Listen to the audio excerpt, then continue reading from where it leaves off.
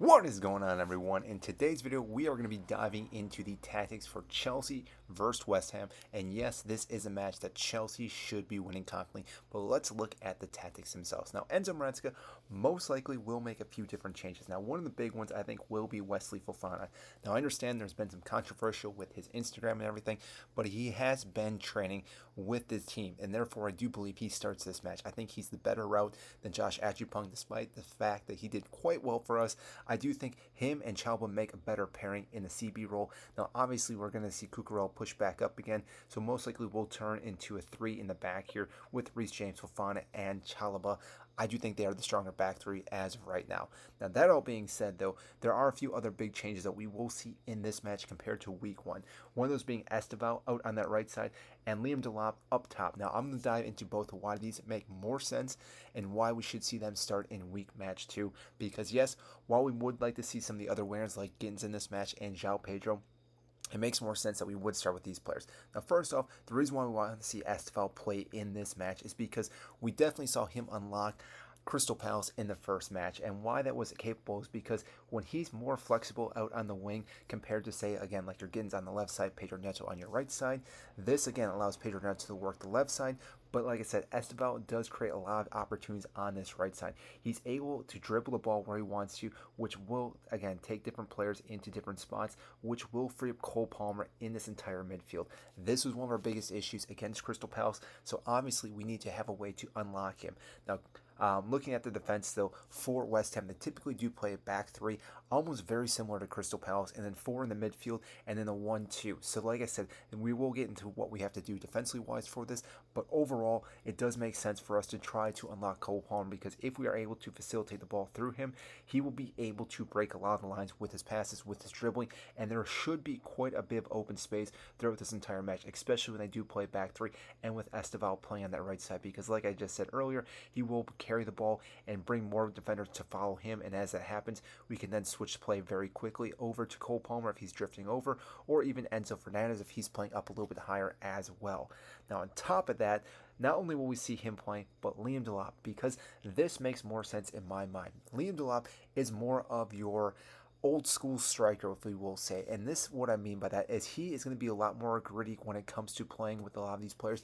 And I do believe West Ham, and especially with the Crystal Palace match too, some of these defenders, you need a guy that's going to get in there and just be a little rough with the defenders. And therefore, again, I think Liam Delap is going to be the better route. Now, I'm not going to harp and say João Pedro can't do that, but I think Liam Delap is the better player. And this actually gives us a little more presence inside the box. I do believe he's a better player when it comes to crossing the ball. Again, not that João Pedro cannot win a header, but I do believe he is a better player for this. And because of that, with his presence in the box, it will be more difficult for them to defend, but we will also be able to whip in more balls into Liam Delap, especially on the right side, but even Pedro Neto driving on the left side. Again, we can facilitate the ball and hopefully find Liam Delap, whereas when we're playing with João Pedro, we're trying to play through this area by passing the ball on the ground. If, again, we can hit the ball in the air to Liam Delap, score a goal very quickly, that changes the entire match for the most part. Now, overall, most of the other players will do the very similar positions. Again, we will see, again, Enzo Maresca push up. We see Caicedo playing as midfield. Cucurella most likely will push up to do a little bit of overload, probably help out Caicedo in the midfield. But one of the big talking points we definitely need to worry about is Jarrod Bowen. Now, again, I just have numbers here for the players here. I don't actually have their names here, but Jarrod Bowen is going to be one of the players we're definitely going to have to really watch out for, because if Cucurella does push up into this area, it leaves a massive spot here for Jarrod Bowen to actually facilitate and get the ball. And we all know how good he is. He will drop back to pick up the ball if he needs to, and he can drive the ball very well into the defense.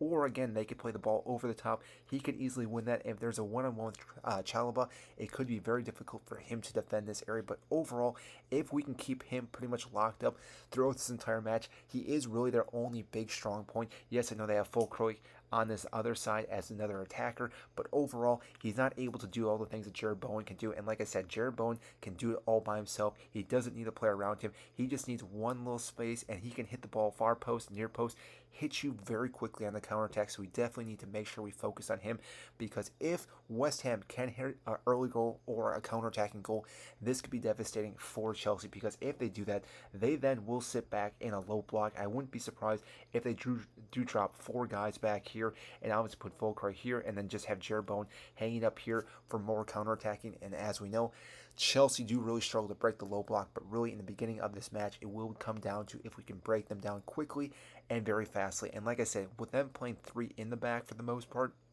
this is an opportunity for us to actually play the ball over the top like we saw against Crystal Palace, because if they are playing four in the midfield, there will be pockets of space too if, again, we do a quick switch from the play. So again, if we're playing the ball over here and all the players start drifting over, that will leave plenty of space for Pedro Neto or opposite for Esteval on this right side, whoever those swingers are. And again, we can ping the ball over the top, and like I said, we do that very quickly. We can then play the ball to Liam Delap and score those goals.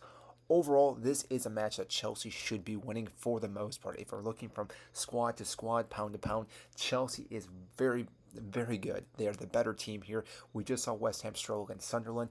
Maybe it's because it's the first match for Sunderland back in the Premier League, but overall, I do believe Graham Potter will struggle this year for West Ham, and therefore, again, this is a match that Chelsea should be getting all 3 points. If they don't, there may be some question marks on this, but I do believe, seeing the starting 11, if it does look very similar to this, I do believe we win get all 3 points, and I think we win this game very calm and coolly and probably score multiple goals, and like I said, probably get Liam Delap up and running with maybe a brace, if not more goals.